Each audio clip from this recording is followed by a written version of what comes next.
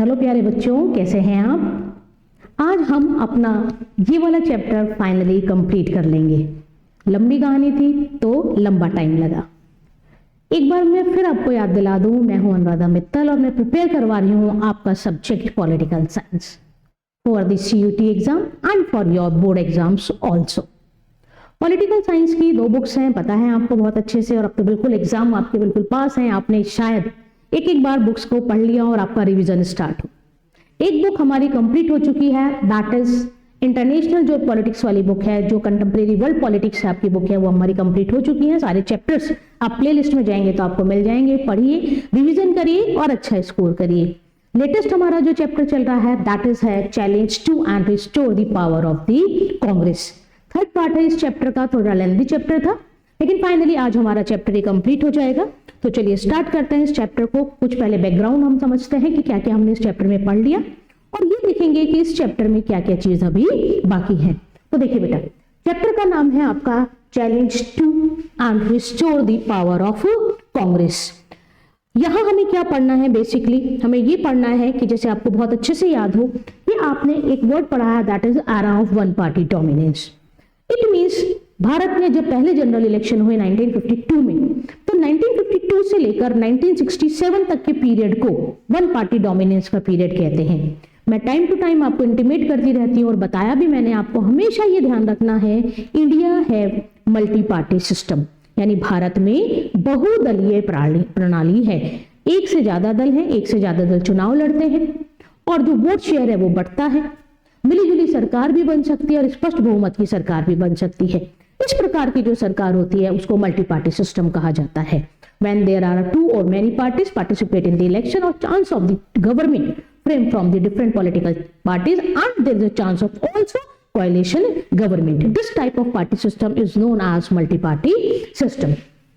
अगर हम इस चैलेंज टॉपिक की बात करें तो देखिए इसमें हमने यहाँ है कौन कौन से टॉपिक्स पढ़ लिए और ये है कौन कौन से टॉपिक्स रिमेनिंग है। तो आपको आइडिया लग गया होगा कि वास्तव में थोड़ा लेंदी लेकिन बहुत इंटरेस्टिंग चैप्टर है। देखिए बेटा, हमने इसमें कांग्रेस सिस्टम जो मैंने अभी आपको बताया वो पढ़ लिया। कांग्रेस सिस्टम वर्ड किसने दिया, याद करिए, नाम रजनी कोठारी। ठीक है, रजनी कोठारी राइटर है जिन्होंने कांग्रेस सिस्टम वर्ड दिया है। और कांग्रेस सिस्टम के बारे में क्या कहते हैं कि जो एरा है कौन सा 1952 से लेकर 1967 तक का, इस वाले पीरियड को रजनी कोठारी के द्वारा किस टर्म से इंडिकेट किया गया है, कांग्रेस सिस्टम। आपको याद होगा, मैंने बताया होगा कि उस वक्त कांग्रेस एक अम्ब्रेला टाइप बन गई थी और जो भी था, जो भी व्यक्ति था, जिसको भी पॉलिटिक्स में इंटरेस्ट था, जिसने भी नेशनल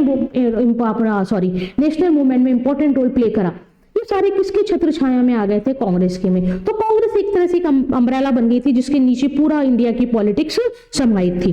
तो इस चीज को देखकर रजनी कोठारी ने जो 1952 से 1967 तक का पीरियड है, जिसे हम era of one party dominance भी कहते हैं, क्या नाम दिया, कांग्रेस सिस्टम। ओके बेटा, उसके बाद देखिए दूसरा हमने पढ़ा डेंजरस डिकेड 1960s। ठीक है, डेंजरस डिकेड बहुत बार आपसे पूछा गया है, विच पीरियड या why the 1960s decade is known as the dangerous decade, यानी 1960 का दशक है, इसे खतरनाक दशक क्यों कहा जाता है। तो मैंने पिछली क्लास में आपको बताया बहुत सारे रीजंस हैं। 1960 में इंडिया के सामने, डिकेड मतलब 10 साल का जो अवधि होती है, 1960s का जो डिकेड था वो इंडिया के लिए बहुत चैलेंजेबल था और इन्हीं चैलेंजेस को इंडिया ने फेस किया और इसीलिए ये जो दशक है इसको डेंजरस कहा जाता है। अब क्यों कहा जाता है तो याद करिए एक बार, हमने पढ़ा था कि 1962 में चाइना इंडिया पे अटैक करता है, पहली घटना। दूसरी घटना और सबसे बड़ी घटना, नेहरू जो कि कद्दावर नेता थे कांग्रेस के, वो मई 1964 में पास्ड अवे हो जाते हैं, उनकी डेथ हो जाती है और एक पॉलिटिकल सक्सेशन की थोड़ी सी प्रॉब्लम आती है। 1965 इंडिया और पाकिस्तान का वॉर, जब प्राइम मिनिस्टर थे Lal Bahadur Shastri, food crisis, economic crisis, इन सब के चक्कर में इतनी सारी प्रॉब्लम इस डिकेड में आई, इस दशक में आई कि 1960s के डिकेड को क्या कहा गया, डेंजरस डिकेड कहा जाता है। आया तक समझ में, ये वाली चीज हमने पढ़ी थी। उसके बाद हमने पढ़ा था political succession after the Nehru, जैसे मैंने अभी आपको बताया 1964 में नेहरू की क्या हो गई थी, डेथ हो गई थी। तो आफ्टर दी नेहरू, जब तक नेहरू थे जब तक कोई कंफ्यूजन वाला सीन ही नहीं था कि कांग्रेस है तो नेहरू है, नेहरू है तो कांग्रेस है, यानी प्राइम मिनिस्टर वही रहने वाले हैं। लेकिन जब मई 1964 में नेहरू की डेथ हुई तो एक पॉलिटिकल सक्सेशन की प्रॉब्लम आई कि नेहरू के बाद किसको प्रधानमंत्री बनाया जाए। मैंने आपको अपनी पिछली क्लासेस में भी समझाया है, फिर मैं आपको समझा रही हूं बेटा कि लोकसभा इलेक्शंस होते हैं भारत में, कभी भी प्राइम मिनिस्टर के लिए इलेक्शंस नहीं होते कॉन्स्टिट्यूशनली हम देखें तो, है ना। 2019 में जो हमारे चुनाव हुए वो लोकसभा के लिए चुनाव हुए, लोकसभा के मेंबर्स को कहा जाता है एमपीज। और अब जो 2024 में बस चुनाव होने ही वाले हैं, जो लोकसभा के चुनाव होंगे वो भी किसके लिए होंगे, एमपीज के लिए होंगे। यानी आप देखिए कहीं भी ऐसा नहीं कहा जाता कि प्रधानमंत्री के लिए चुनाव हो रहे हैं। हाँ, अल्टीमेटली निकल के प्रधानमंत्री आता है, लेकिन प्रधानमंत्री के लिए चुनाव नहीं होता। इसीलिए देखिए जब आप बुक्स पढ़ते हैं या आगे आप कॉम्पिटिशन एग्जाम देंगे तो प्रधानमंत्री के लिए जो टर्म यूज होती है वो होती है अपॉइंटमेंट। यानी प्रधानमंत्री इलेक्टेड नहीं होता, प्रधानमंत्री क्या होता है, अपॉइंटेड होता है। प्रेसिडेंट की अगर हम बात करें तो प्रेसिडेंट इलेक्टेड है, क्यों, क्योंकि उसके लिए इलेक्शन हो रहा है। लेकिन प्राइम मिनिस्टर को यह कहा जाता है prime minister is appointed by the president, कि जो प्रेसिडेंट है वो प्राइम मिनिस्टर को अपॉइंट करता है। तो कौन बनता है प्राइम मिनिस्टर, सीधी सी बात है, लोकसभा के चुनाव होंगे, 543 सीटों पे चुनाव होंगे, जिस दल की मेजोरिटी आएगी, जैसे पिछली बार बीजेपी की मेजोरिटी आई थी 303 सीट मिली, पढ़ेंगे हम आपका रीसेंट डेवलपमेंट वाले चैप्टर में। तो यानी इस बीजेपी की जो मेजोरिटी आई तो बीजेपी के पास ये राइट है कि वो प्राइम मिनिस्टर किसको बनाए। यानी कुल मिला के प्रेसिडेंट लोकसभा इलेक्शंस के बाद जो मेजोरिटी पार्टी होती है उसमें जो पॉपुलर लीडर होता है, यानी जिस लीडर के नाम पर उस पार्टी ने चुनाव लड़ा है पूरे देश में कि मैं जीता तो ये प्राइम मिनिस्टर बनेगा, जिस चेहरे को देख के लोगों ने वोट दिया है उसको क्या बना दिया जाता है, प्रधानमंत्री बना दिया जाता है। तो 1964 में नेहरू की डेथ हुई, तो उससे पिछले चुनाव कब हुए थे, 1962 में। 1964 में नेहरू की डेथ हो गई तो इलेक्शंस तो नहीं होंगे, क्योंकि प्राइम मिनिस्टर के तो इलेक्शन होते ही नहीं, मैंने अभी आपको बताया। तो क्या होता है कि जो मेजोरिटी पार्टी होती है वही डिसाइड करती है कि अब प्राइम मिनिस्टर कौन बनेगा। तो ऑब्वियसली मेजोरिटी पार्टी कौन थी, कांग्रेस पार्टी थी। तो कांग्रेस पार्टी ने कहा कि अब किसको प्राइम मिनिस्टर बनाया जाए, तो नाम निकल कर आता है लाल बहादुर शास्त्री का। पिछली वीडियो में हमने पूरी इनके बारे में देखा, इनकी पिक्चर भी देखिए, वापस से सुनिए थोड़ा सा। लाल बहादुर शास्त्री ईमानदारी में मतलब आप कह सकते हैं मिसाल है वो हमारे देश के लिए। हाइट बहुत कम थी, शायद 4.5 पौने 5 फुट उनकी हाइट थी, लेकिन प्रधानमंत्री के रूप में उन्होंने बहुत ही शानदार काम किया।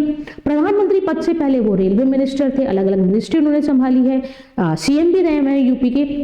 तो अलग अलग पदों पर पहुंचते हुए लाल बहादुर शास्त्री को अनकंट्रोवर्शियली मतलब कांग्रेस के सारे लीडर्स शास्त्री के नाम पर सहमत थे, और उन्हीं सहमति से शास्त्री को क्या बनाया गया, भारत का प्रधानमंत्री बनाया गया नेहरू की डेथ के बाद। यानी नेहरू के बाद की अगर हम सक्सेशन की बात करें तो पहला नाम तो किसका निकल कर आएगा, लाल बहादुर शास्त्री का। ये क्या बने, प्राइम मिनिस्टर बने। और देखिए आपको पता है लाल बहादुर शास्त्री ने जो स्लोगन दिया उसका नाम है जय जवान जय किसान। ठीक है, लाल बहादुर शास्त्री के द्वारा ये वाला स्लोगन दिया गया, जय जवान और जय किसान। मैंने आपको बताया भी था जय जवान जय किसान क्यों, क्योंकि इस वक्त फूड क्राइसिस आया हुआ था और 1965 में भारत और पाकिस्तान का वॉर हुआ था कच्छ के रन को लेकर, रन ऑफ कच्छ को लेकर। तो वॉर को कौन जिताएगा, जवान, और खाद्यान्न संकट को कौन मिटाएगा, किसान। तो दोनों का आह्वान करने के लिए, एक एनर्जी भरने के लिए उस वक्त लाल बहादुर शास्त्री ने एक स्लोगन दिया, जय जवान जय किसान। साइमल्टेनियसली आपके प्री बोर्ड में ये आता है कि हु गेव द स्लोगन जय जवान जय किसान। लेकिन ध्यान रखिएगा इन फ्यूचर जब अटल बिहारी वाजपेयी आए तो जब पोखरण परीक्षण हुआ तो उन्होंने इसमें जय विज्ञान और जोड़ा, जय जवान जय किसान जय विज्ञान अटल बिहारी वाजपेयी, और जय जवान जय किसान किसके द्वारा स्लोगन दिया गया है, लाल बहादुर शास्त्री के द्वारा। लाल बहादुर शास्त्री ने जय जवान जय किसान नारा दिया और 1965 में रण ऑफ कच्छ को लेकर जो वॉर हुई उसमें इंडिया को विजय भी दिलवाई। जब 1965 की वॉर खत्म हुई तो एक एग्रीमेंट होता है जिसको कहा जाता है ताशकंद एग्रीमेंट, उज्बेकिस्तान की राजधानी। लाल बहादुर शास्त्री वहां जाते हैं ताशकंद में और अयूब खान के साथ मिलकर एग्रीमेंट करते हैं 1965 में। लेकिन 10 जनवरी 1966 को ये एग्रीमेंट हुआ था और 11 जनवरी 1966 की सुबह सुबह उनकी डेड बॉडी उनकी होटल के रूम से मिलती है। आपसे ये भी क्वेश्चन पूछा जा सकता है या आगे आप कॉम्पिटिशन एग्जाम देखेंगे कि लाल बहादुर शास्त्री भारत के एकमात्र ऐसे प्रधानमंत्री हैं अब तक जिनकी मृत्यु भारत से बाहर हुई है। यहां तक बात समझ में। अब क्या हुआ, लाल बहादुर शास्त्री की डेथ होगी, वही पॉलिटिकल सक्सेशन की प्रॉब्लम। चुनाव तो कब होने, चुनाव तो 1967 में होने, 5 साल बाद। ठीक है, 1962 में हुए थे, अब 1967 में होंगे। 64 में जब नेहरू की डेथ हुई तो लाल बहादुर शास्त्री की मृत्यु हो गई। 11 जनवरी 1966 को लाल बहादुर शास्त्री की डेथ हो गई, तो अब प्राइम मिनिस्टर कौन बनाया जाए। तो फिर देखिए फिर क्या होता है, लाल बहादुर शास्त्री तो अनकॉन्ट्रोवर्शियल लीडर थे, यानी पूरी की पूरी कांग्रेस उनके नाम पर सहमत थी। अब जो नाम निकल कर आए वो 2 नाम निकल कर आए, एक आया मोरारजी देसाई का और दूसरा आया इंदिरा गांधी का। ये दो उम्मीदवार थे जो प्रधानमंत्री के पद में, आप कह सकते हैं एक तरह से दोनों खड़े थे कि किसको प्रधानमंत्री बनाया जाए। उसी वक्त एक टर्म आती है जिसको कहा जाता है सिंडिकेट कांग्रेस। सिंडिकेट कांग्रेस क्या है पूछा गया आपसे। बेसिकली आपको बहुत आसान भाषा में बेटा याद रखना है, syndicate Congress is the group of senior most and influential leader of the Congress. यानी कांग्रेस का वो समूह जिसमें सीनियर मोस्ट लीडर्स और ऐसे लीडर जिनका एक इन्फ्लुएंस था जनता पर, उस ग्रुप को क्या कहा गया, सिंडिकेट कांग्रेस कहा गया। हाँ, यहां तक बात समझ में। तो ये जो सिंडिकेट कांग्रेस थी उसके सामने दो नाम निकल कर आए, मतलब कांग्रेस में दो नाम निकल कर आए, एक आए मोरारजी देसाई और एक आए इंदिरा गांधी। कुछ लोग थे कांग्रेस के जो चाहते थे मोरारजी देसाई प्रधानमंत्री बने लाल बहादुर शास्त्री के बाद, और कुछ लोग सोचते थे कि कौन प्रधानमंत्री बने, इंदिरा गांधी बने। तो ये डिस्प्यूट हुआ और वोटिंग करवाई गई, और वोट किसके पक्ष में जाते हैं, इंदिरा गांधी के पक्ष में जाते हैं। और लाल बहादुर शास्त्री के बाद कौन प्रधानमंत्री बनती हैं, इंदिरा गांधी 1966 में। आए बच्चों यहां तक बात समझ में। तो ये वाला टॉपिक क्या था हमारा, पॉलिटिकल सक्सेशन आफ्टर नेहरू, और ये भी मैंने आपको बता दिया सिंडिकेट कांग्रेस क्या होता है। इन 1966 में इंदिरा गांधी प्राइम मिनिस्टर बन गई, लेकिन लोकसभा इलेक्शन तो होने थे।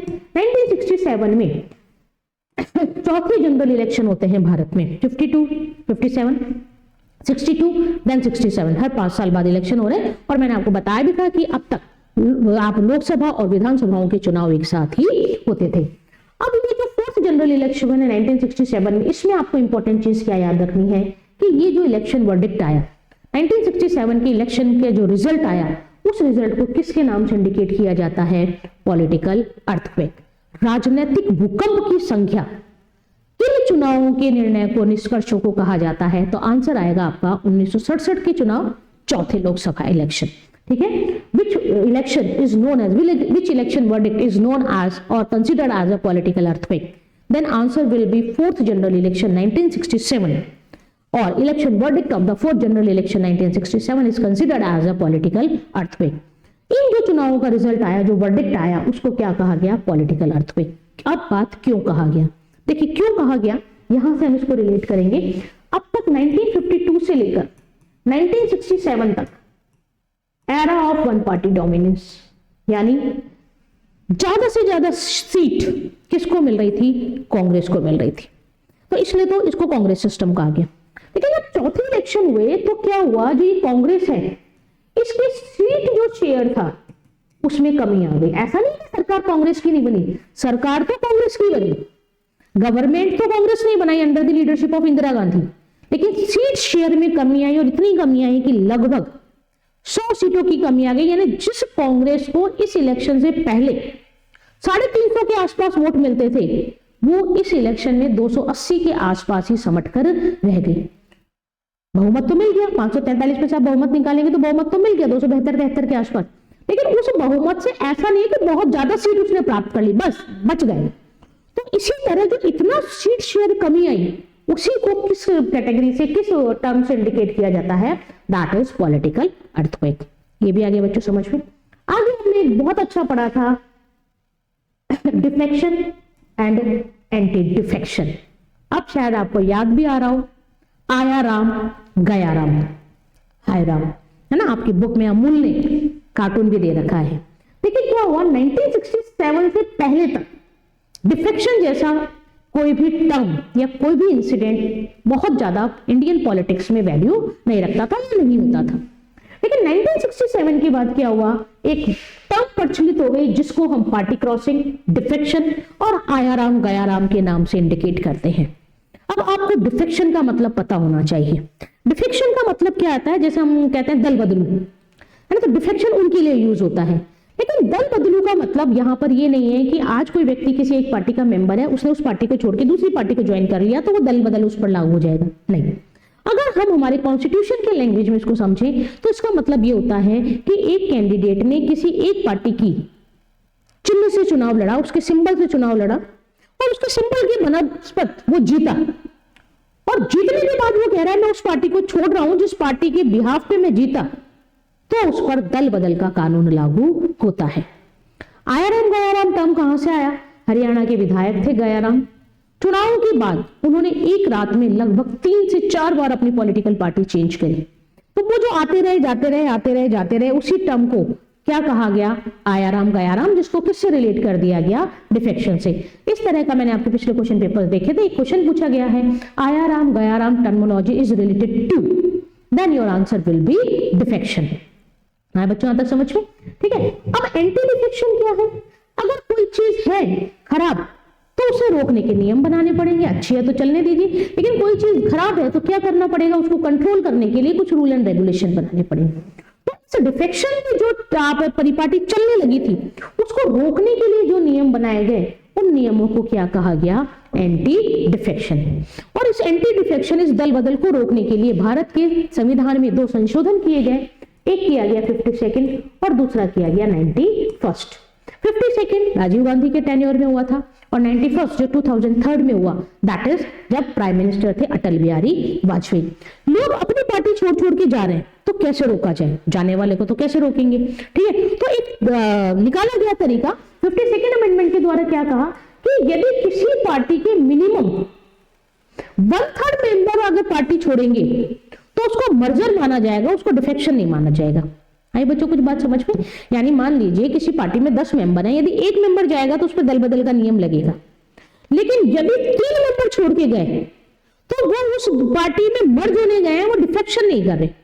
तो यानी कम से कम 1/3 लोग पार्टी बदलेंगे तो मर्जर लगेगा, लेकिन 1/3 या उससे ज्यादा लगेंगे तो उन पे डिफेक्शन नहीं लगेगा। तो अब क्या हुआ, पहले तो एक ही व्यक्ति जाता था तो उस पर, अब उसे लगा मैं अकेला जाऊंगा तो डिफेक्शन लग जाएगा, तो क्या किया जाए, तो बोले ऐसे करते हैं मैं तो जा ही रहा हूं, अपना डिफेक्शन बचाने के लिए अब उतने ले जाऊं कि 1/3 हो जाए। तो ये तो और बुरा हो गया, अब क्या किया जाए। तो जब अटल बिहारी वाजपेयी की सरकार आई तो उन्होंने 91st अमेंडमेंट के और भी काम हुए थे 91st अमेंडमेंट में, लेकिन यहाँ पर ध्यान करना है कि ये जो 1/3 है इसको बढ़ाकर कितना कर दिया कि 2/3 ले जाओ भैया, कितने लेके जाओ दिखाओ आप। इसलिए क्या किया गया, ये जो है 52nd और 91st 10th शेड्यूल भी याद ध्यान रखिए आप, इसमें 10th शेड्यूल भी यहाँ पर जोड़ी गई थी। तो इन दोनों का मोटिव क्या था, इन दोनों का मोटिव था दल बदल को रोकना, डिफेक्शन को रोकना। आई बच्चों यहाँ तक समझ में। तो यहाँ तक की कहानी हम पढ़ चुके थे, मैंने ब्रीफ में रिवाइज करा। आप देखिए ब्रीफ में इतनी लंबी है तो चैप्टर तो है ही लंबा। अब हम आगे की कहानी पढ़ते हैं। आगे देखिए हमें क्या क्या पढ़ना है, मेन हमें अब इस पे कंसिडर करना है, that is split in Congress, Congress का विभाजन। 5th जनरल इलेक्शन पढ़ेंगे, 4th तक पढ़ के आ चुके हैं। 5th जनरल इलेक्शन पढ़ेंगे, एक पढ़ेंगे प्रीवी पर्स, बहुत इंपॉर्टेंट है, हर साल आपसे क्वेश्चन पूछा जाता रहा है बोर्ड में। और हम पढ़ेंगे किस तरह से कांग्रेस अपनी पावर को रिस्टोर करती है, ठीक है। तो आज के हमारे टॉपिक्स ये रहेंगे। चलिए कंप्लीट करते हैं इस चैप्टर को। देखिए 2 फेस हैं आपके सामने, एक है वीवी गिरी और दूसरे हैं नीलम संजीव रेड्डी। तो तैयार हो जाइए एक और कहानी सुनने के लिए। हमेशा मैं कहती हूं कि पॉलिटिकल साइंस छोटी छोटी कहानियों का एक समन्वय है। सुनते जाइए, पढ़ते जाइए, इंटरेस्ट क्रिएट करिए, आप देखेंगे कि कब आपको पॉलिटिकल साइंस अच्छी लगने लग गई, आपको पता भी नहीं लगेगा। ये देखिए ये 2 लीडर्स हैं, एक है वीवी गिरी और एक है आपके नीलम संजीव रेड्डी। अब देखिए क्या था, 19 जैसे हमारे यहाँ लोकसभा इलेक्शंस होते हैं, वैसे यदि हम बात करें तो हमारा जो भारत का राष्ट्रपति होता है उसका भी टेन्योर कितना होता है, उसका भी टेन्योर होता है 5 इयर्स, ठीक है। 5 साल के लिए वो चुना जाता है। 11th क्लास में आप पढ़ के आए होंगे कि किस किस तरह से प्रेसिडेंट का इलेक्शन होता है, इलेक्टोरल कॉलेज में कौन कौन होता है। आपने ये भी पढ़ा होगा कि भारत का जो राष्ट्रपति होता है वो नॉमिनल एग्जीक्यूटिव है। क्यों? क्योंकि इंडिया ने पार्लियामेंट्री सिस्टम को ऑप्ट किया है, यानी जो उसके पीछे हाथ होता है वो किसका होता है, प्रधानमंत्री होता है। यानी राष्ट्रपति के द्वारा जितने भी कार्य किए जाते हैं वो प्रधानमंत्री और उसके मंत्रिमंडल के परामर्श पर ही किए जाते हैं। अब हमें यहाँ पढ़ना है बेटा कि किस तरह से जो कांग्रेस का डोमिनेंस चलता आ रहा था 1952 से, एक समय ऐसा आया कि वो कांग्रेस विभाजित हो गई 2 भागों में। एक बनी कांग्रेस हो जो सिंडिकेट लीडर्स की थी और एक बनी कांग्रेस आर जो कि इंदिरा गांधी की थी। कैसे हुई विभाजन, किस इंसिडेंट से पता लगता है कि कांग्रेस का स्प्लिट हो गया है, वो चीज यहां पर हम देखेंगे। अब यहां पर कहानी सुनिए। 1969 में भारत में प्रेसिडेंट के इलेक्शन होने थे, ठीक है। इलेक्शन क्यों होने थे, क्योंकि जो करंट हमारे प्रेसिडेंट थे जाकिर हुसैन, उनकी डेथ हो गई थी। और आपने संविधान में पढ़ा भी होगा, हमारा संविधान ये कहता है कि किसी भी राष्ट्रपति की जब डेथ हो जाए तो उसकी वैकेंट सीट को वाइस प्रेसिडेंट संभालता है, और उस वक्त वाइस प्रेसिडेंट थे वीवी गिरी, ठीक है। वाइस प्रेसिडेंट कब तक संभालता है उस पोस्ट को? वाइस प्रेसिडेंट संभालता है मैक्सिमम 6 मंथ तक। हमारा कॉन्स्टिट्यूशन ये कहता है कि अगर राष्ट्रपति की सीट वैकेंट हो गई है, एब्सेंट नहीं, अगर राष्ट्रपति की सीट वैकेंट हो गई है, या तो उन्होंने रिजाइन दे दिया है, या उनकी डेथ हो गई है, या उनको इंपीचमेंट के कारण रिमूव कर दिया गया है, तो parliament with in the period of 6 month new president की इलेक्शन कराएगी, with in the period of 6 month. ठीक है, तो देखिए क्या हुआ, और ये वो पीरियड है जब सिंडिकेट और इंदिरा गांधी के बीच डिफरेंसेस बढ़ते जा रहे हैं। उनकी अलग पॉलिसी है, इंदिरा गांधी की अलग पॉलिसी है, उनके थॉट अलग है, उनके थॉट अलग है, तो उससे क्या है, उनमें डिफरेंसेस हो गए। The growing differences between the syndicate and Mrs Gandhi surfaces over the presidential elections in 1969 after the death of Zakir Hussain. ठीक है, जाकिर हुसैन जो प्रेसिडेंट थे उनकी डेथ हुई, और डेथ के बाद जो प्रेसिडेंशियल इलेक्शन हुए उसमें दिखने लगा कि सिंडिकेट और इंदिरा गांधी के बीच डिफरेंसेस बढ़ रहे हैं। कैसे बढ़ रहे हैं देखिए यहाँ पे, सिंडिकेट नॉमिनेटेड संजीव रेड्डी, अभी मैंने आपको पिक्चर दिखाई, as the official candidate of the Congress for the post of the president.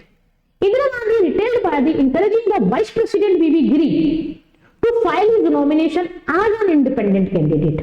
अब आइए, इलेक्शन होंगे तो नॉमिनेशन होगा कि कौन इलेक्शन में पार्टिसिपेट करेगा। तो जो सिंडिकेट लीडर्स थे उन्होंने तो कांग्रेस की तरफ से किसको खड़ा किया, नीलम संजीव रेड्डी को खड़ा किया कि आप खड़े होइए और आप प्रेसिडेंट का चुनाव लड़िए। इंदिरा गांधी नहीं चाहती थी कि नीलम संजीव रेड्डी प्रेसिडेंट बने, क्योंकि सिंडिकेट और इंदिरा गांधी के बाद जो डिफरेंसेस थे वो लगातार बढ़ते जा रहे थे, दोनों की सोच अलग थी। तो इंदिरा गांधी क्या करती हैं, जो उस वक्त वाइस प्रेसिडेंट थे वीवी गिरी, उनको कहती हैं कि आप एक स्वतंत्र उम्मीदवार के रूप में, ठीक है, क्या करिए, नीलम संजीव रेड्डी के विपक्ष में खड़े हो जाइए। यहां तक बात समझ में? यानी दो कैंडिडेट खड़े हो गए, एक हो गए नीलम संजीव रेड्डी वर्सेस वीवी गिरी।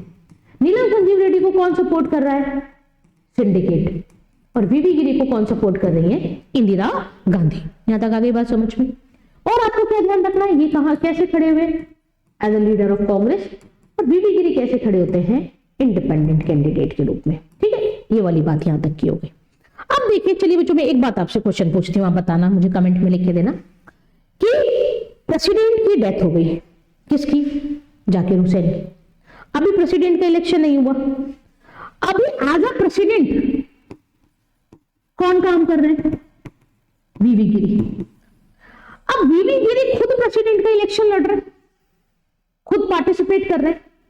वैसे तो अगर हम कॉन्स्टिट्यूशन के हिसाब से देखें तो उन्हें अपनी पोस्ट से रिजाइन करने की जरूरत नहीं है, क्योंकि हमारा कॉन्स्टिट्यूशन ये कहता है प्रेसिडेंट, वाइस प्रेसिडेंट, एमपी और MLAs they are not considered as the office of the profit, लाभ के पद में नहीं आते वो। लेकिन इस वक्त वीवी गिरी ने इस्तीफा दिया था। वीवी गिरी वाइस प्रेसिडेंट भी है, और इस वक्त वीवी गिरी एक्ट एज ए प्रेसिडेंट भी है। एक्ट है, बने नहीं है, लेकिन इंदिरा गांधी चाहती थी वो बन जाए। तो अब बताइए, उन्होंने रेजिग्नेशन जो दिया वो वाइस प्रेसिडेंट से दिया होगा या प्रेसिडेंट की पोस्ट से दिया होगा, सोचिएगा, करेगा इस क्वेश्चन को। तो वीवी गिरी क्या करते हैं, रेजिग्नेशन देते हैं अपना, और रेजिग्नेशन देने के बाद प्रेसिडेंट का इलेक्शन का चुनाव लड़ते हैं। यहां तक बच्चों ये गई बात समझ में? Mrs Gandhi in order to counter syndicates move which had issued a whip, ये देखिए एक और वर्ड आ गया, to all the Congress leaders to vote for Sanjiva Reddy, called for a conscious vote which meant that the MP and MLAs from the Congress should be free to vote the way they want. The victory of VV Giri resulted in the formal split of the Congress. अब कहानी सुनिए, यहां तक तो आपको समझ में आ गया कि जाकिर हुसैन की डेथ हुई, डेथ के बाद प्रेसिडेंट के इलेक्शन हुए, इलेक्शन में दो कैंडिडेट, नीलम संजीव रेड्डी सिंडिकेट के सपोर्ट से और वीवी गिरी इंदिरा गांधी के सपोर्ट से, ठीक है, इंडिपेंडेंट कैंडिडेट। वीवी गिरी उस वक्त वाइस प्रेसिडेंट थे, क्योंकि प्रेसिडेंट की डेथ के बाद वो कैसे भी एक्ट कर रहे थे, एक्ट एज ए प्रेसिडेंट। लेकिन मैं आपको बता दूं, उन्होंने वाइस प्रेसिडेंट की पोस्ट से रिजाइन दिया, और रिजाइन देने के बाद उन्होंने चुनाव लड़ा। रिजाइन क्यों दिया, क्योंकि हमारा कॉन्स्टिट्यूशन ये कहता है कि यदि प्रेसिडेंट की पोस्ट वैकेंट है तो वाइस प्रेसिडेंट लड़ेगा। अब उस वक्त वीवी गिरी प्रेसिडेंट भी थे और वाइस प्रेसिडेंट भी थे। यदि वो प्रेसिडेंट की पोस्ट से रिजाइन करते तो घूम के वो वाइस प्रेसिडेंट बन जाते, वाइस प्रेसिडेंट बन के वापस प्रेसिडेंट बनना पड़ता उनको। तो इसलिए उन्होंने कहा मैं वाइस प्रेसिडेंट की पोस्ट से रिजाइन कर देता हूँ, ना प्रेसिडेंट रहूंगा ना वाइस प्रेसिडेंट रहूंगा। तो वीवी गिरी अपनी वाइस प्रेसिडेंट की पोस्ट से रिजाइन करते हैं, और रिजाइन करने के बाद नीलम संजीव रेड्डी के सामने खड़े हो जाते हैं। ये तो यहां तक की कहानी है। अब देखिए तनातनी चल रही है। इंदिरा गांधी चाहती है बीबी गिरी बने और सिंडिकेट चाहता है नीलम संजीव रेड्डी बने प्रेसिडेंट। तो हमारे एक वर्ड होता है जिसको कहा जाता है विप पॉलिटिकल साइंस में। विप मतलब एक ऑफिशियल ऑर्डर होता है जो उस पार्टी का, जो आप कह सकते हैं सचेतक जो होता है, कांग्रेस का जो आप कह सकते हैं अध्यक्ष होता है, वो इशू करता है विप को।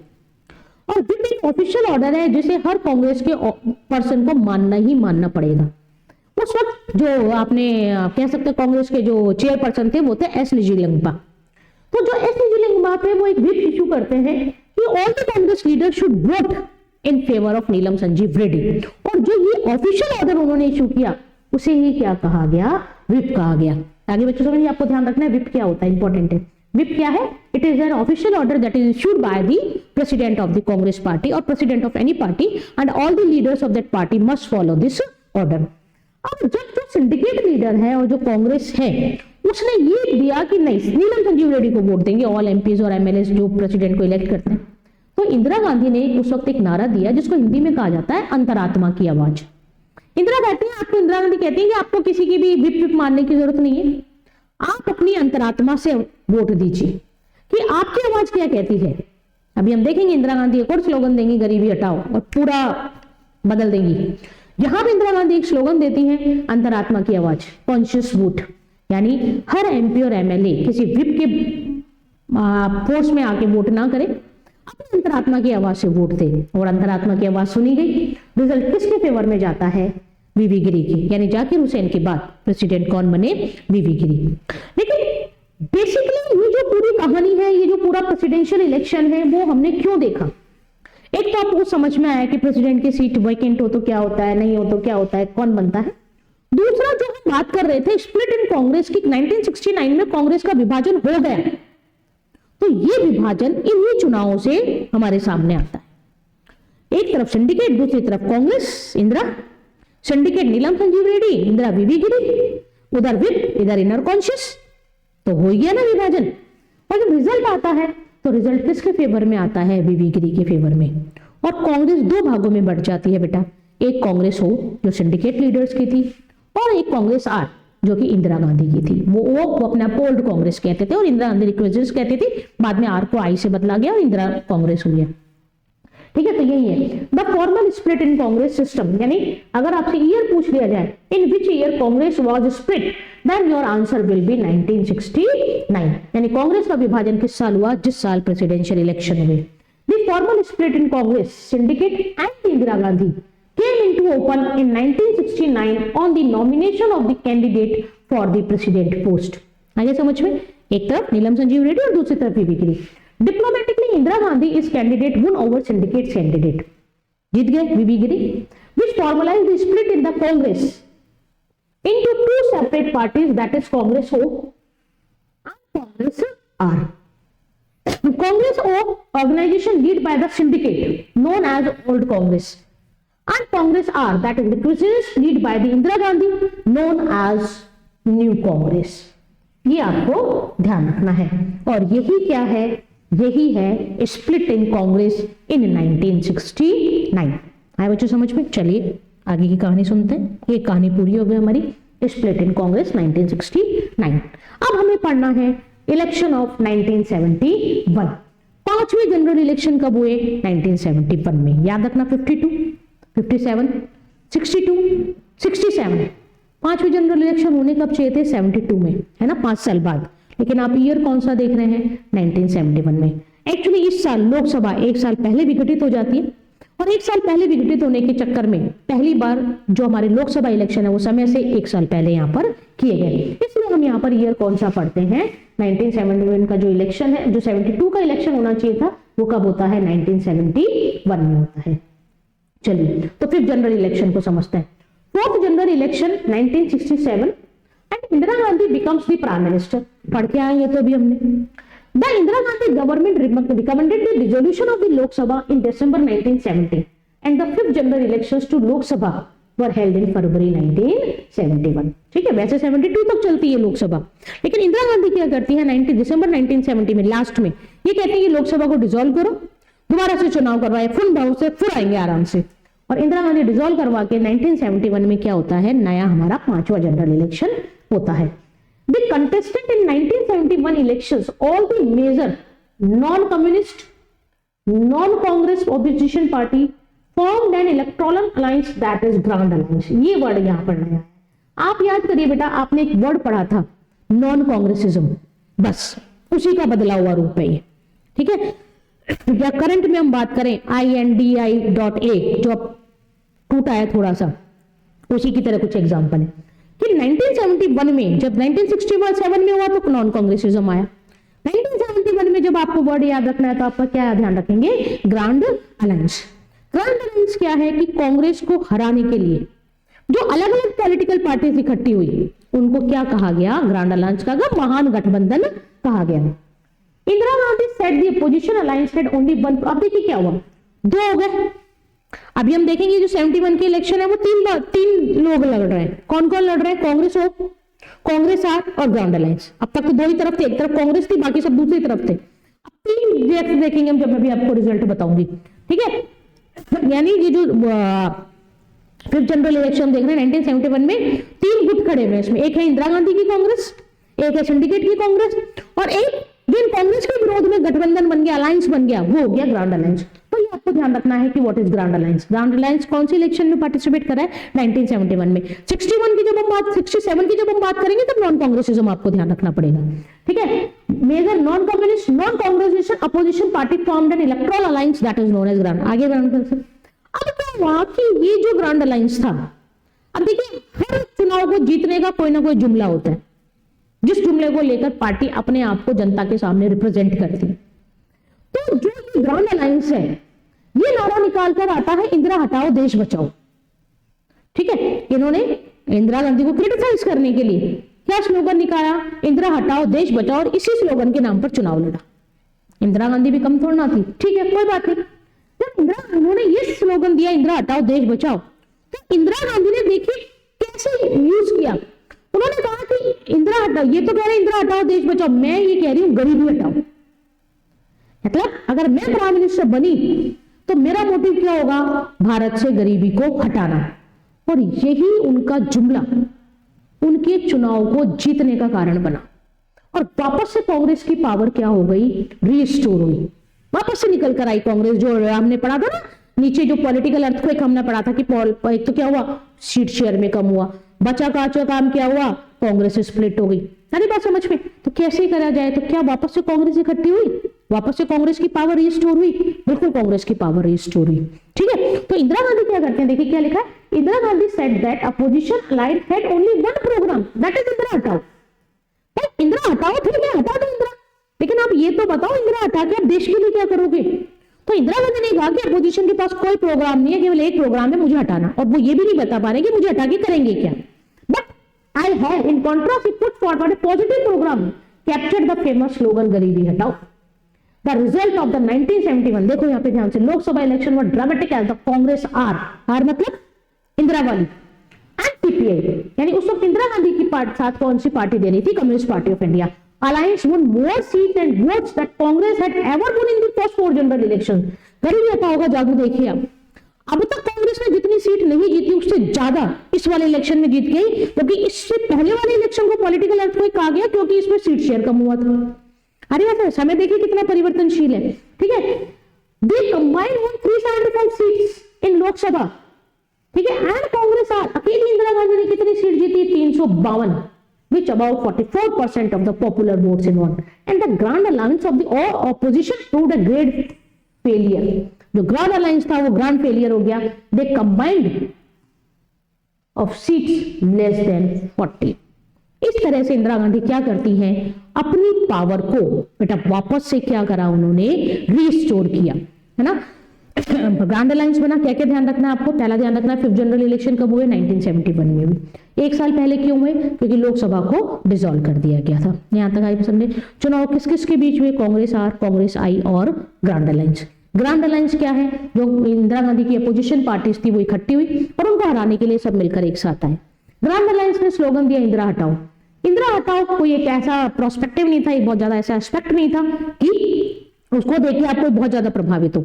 इंदिरा ने बहुत होशियारी से उन्होंने हटाया इंदिरा हटाओ, इंदिरा गांधी ने स्लोगन दिया गरीबी हटाओ, यानी मेरा मोटिव है गरीबी हटाओ, लेकिन उनके पास कोई एजेंडा ही नहीं है, कोई प्रोग्राम ही नहीं है कि जीत गए तो वो क्या करेंगे। जनता ने ये देखा और भारी मात्रा में बहुमत में, वैसे सबसे ज्यादा वोट तो राजीव गांधी जब प्राइम मिनिस्टर बनेंगे तब मिलेंगे, लेकिन यहां भी उनके वापस से जो वोट शेयर कम हुए थे 1967 में, वापस से उनको उससे ज्यादा वोट शेयर प्राप्त हुए। और इसी को कहा जाता है रिस्टोरेशन ऑफ द कांग्रेस, है ना। आप चैप्टर का टाइटल पढ़िए, हम क्या पढ़ रहे हैं, challenge to restore the power of Congress, यानी कांग्रेस के सामने चैलेंजेस क्या है। 67 तक हम चैलेंजेस पढ़ रहे हैं, 71 का इलेक्शन भी चैलेंज था, 71 के बाद वो क्या करेंगे, अपनी पावर को वापस एनलार्ज करती जाएंगे। और जो रिजल्ट आया उसमें सीपीआई और इंदिरा का जो कांग्रेस थी, दोनों ने मिलकर 375 सीट जीती, और खाली इंदिरा गांधी की पार्टी की बात करें तो 352 सीट उन्होंने जीती। और जो ग्रांड अलायंस इकट्ठा हुआ था वो मात्र कितनी सीटों पर आकर समट गया, 40 सीटों पर आकर समट गया। और यहां पर कांग्रेस ने अपनी क्या बनाई, गवर्नमेंट बनाई। ये देखिए 5th जनरल इलेक्शन के मैंने रिजल्ट लिखे हैं कि क्या क्या रिजल्ट रहा। कांग्रेस आर 352, यानी केवल इंदिरा गांधी की पार्टी अकेली 352, Congress R CPI plus Congress R plus CPI, यानी कांग्रेस इंदिरा कांग्रेस और communist party of India 375, Congress O syndicate only 16 seats, and grand alliance failure less than 40, यानी 40 से भी कम सीट पर। ये मैंने ग्रांड अलायंस का मैंने लिखा है। All the major communist and non Congress opposition parties formed an electoral alliance known as Grand Alliance. The SSP, the PSP, the Bharatiya Janasangh, the Swatantra Party and the Bharatiya Kranti Dal came together under the umbrella to counter Mrs. Gandhi. They gave the slogan for Indira Hatao, Desh Bachao. Owing to the growing political and economic crisis, the country encountered. ये आगे समझ लीजिए। Restoration Congress. After the election of 1971, the power of Congress was restored. And it was a new Congress led by Shrimati Indira Gandhi, यानी कांग्रेस ने power restore करी, और restore करने के बाद भी वो एक नई कांग्रेस थी, क्योंकि पुरानी कांग्रेस तो सिंडिकेट वाली थी कांग्रेस। हो आया बच्चों आते समझ में। अब देखिए क्या रीजन थे कि इंदिरा को इतनी मेजोरिटी में वोट मिले। तो रीजन क्या था बेटा, एक तो था कि इंदिरा गांधी लैंड रिफॉर्म्स को बहुत प्रमोट कर रही थी, ठीक है, कि जो जनता के पास भूमि है, जो जनता के पास ऐसा है कि एक के पास बहुत सारा पैसा है, बहुत सारा भूमि है, दूसरे के पास नहीं है, तो इसको लेके भी इंदिरा गांधी और सरकार में कोर्ट में बहुत ज्यादा तनातनी थी। सोशलिस्ट पॉलिसीज, इंदिरा गांधी समाजवादी स्थापना करना चाहती थी। आपने पढ़ भी रखा हो 1940 जो हमारा 42nd अमेंडमेंट हुआ वो इंदिरा गांधी के पीरियड में होता, और इसी अमेंडमेंट में हमारे प्रियम्बल में 3 शब्द जोड़े गए थे, जिनमें से एक वर्ड था socialism. Made policies for the benefits of the poor, गरीबी हटाओ, तो गरीबी कब हटेगी, जब गरीबों के लिए अच्छी पॉलिसीज आएंगी। Nationalisation of 14 banks, Indira Gandhi ने क्या करा था, 14 बैंकों का राष्ट्रीयकरण कर दिया था। स्लोगन गरीबी हटाओ, यही तो मूल मंत्र था, यही तो जीतने का आप कह सकते हैं एक नींव का पत्थर था। And most important the end of the Privi purse, ये इंपॉर्टेंट है बेटा। इंदिरा गांधी क्या करती हैं, प्रीवी पर्स को भी समाप्त कर देती हैं। अब क्या है, आपसे पूछा गया है कि प्रीवी पर्स क्या है, पहले आसान भाषा में समझिए। प्रीवी पर्स क्या होता है बेटा, कि जो राजे रजवाड़े थे भारत में पहले, तो जब अंग्रेज हमारा विभाजन करके गए थे तो प्रिंसली स्टेट्स को फ्री छोड़ गए थे कि आपकी मर्जी है तो इंडिया में मिली, आपकी मर्जी है तो पाकिस्तान में मिली, और आपकी मर्जी है तो आप इंडिपेंडेंट रहे, यानी जाते जाते भी लड़ा के गए। अब उस वक्त क्या हुआ, भारतीय गवर्नमेंट ने एक प्रीवी पर्स नाम से सुविधा चालू करी थी उन देशी राजे रजवाड़ों के लिए जो भारत में मिल रहे हैं, यानी उनके लिए एक अलाउंसेस था प्रीवी पर्स। अब जब इंदिरा गांधी आई तो इंदिरा गांधी किसको फेवर करती थी, सोशलिज्म को। सोशलिज्म मतलब कि जहां पर अमीरी और गरीबी के बीच जो खाई है उसको पाटा जाए, बहुत ज्यादा गहरी ना हो कि एक के पास इतना पैसा कि संभल ही नहीं रहा है और दूसरा इतना गरीब कि उसके पास 2 टाइम की रोटी नहीं है। तो इंदिरा गांधी ने देखा कि जो प्रीवी पर्स गवर्नमेंट देती है और इतने राजा रजवाड़ों को दे रही है, इनके पास पहले इतना पैसा है, तो इंदिरा गांधी क्या करती है, इस प्रीवी पर्स को खत्म कर देती है। ठीक है, Privi purse was a limited payment and property insured to the families of erstwhile princely state before they agreed to join the India. Indira Gandhi said that all the privy purse should be abolished to establish the socialism. Indira Gandhi कहते हैं भाई मुझे तो भारत में समाजवाद लाना है। समाजवाद लाना है मतलब कि मुझे क्या करना है कि गरीबी और अमीर के बीच एक जो खाई है उसको कम करना है। क्यों? क्योंकि हमारे संविधान का डीपीएसपी आर्टिकल 38 किसकी बात करता है? सोशलिज्म की बताता है। Because of this mass of the peoples come in support of Indira Gandhi, और इसी के कारण क्या हुआ, बहुत सारे पीपल्स इंदिरा गांधी के सपोर्ट में आकर खड़े हो गए।